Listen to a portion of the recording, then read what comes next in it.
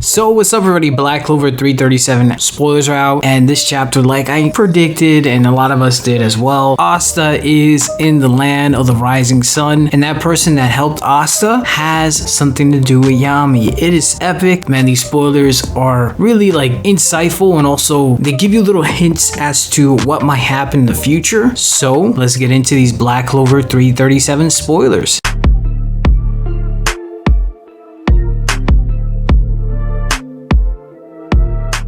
First of all, if you like anime, manga reviews, discussions, spoilers, and theories, definitely hit the subscribe button. If you like the video, switch it with some false copyright strikes. So let's get this channel back to 5,000. Check out our Discord. So just going from what I've saw, I gotta love the Black Clover community. You guys are hilarious, I'm telling y'all. I seen all the memes. I saw that Demon Lord Seke was the person that actually helped Asta, and then there was another person saying that it was Zoro. And the funny thing is that Zoro, who has like a missing eye, that same concept in the character design is in this person that actually helped Asta. So it's funny in a way, and as well, he is a samurai like we all assumed, and Asta's gonna get some intense training. But the crazy thing is that I knew that this was gonna happen this chapter, is that this guy actually has connections to Yami. From what we've seen a little bit from Night Baron, shout out to him, is that apparently this guy that helped Asta is Yami's old childhood friend. So he knew Yami since he was like 13. This guy actually ends up being the general, or aka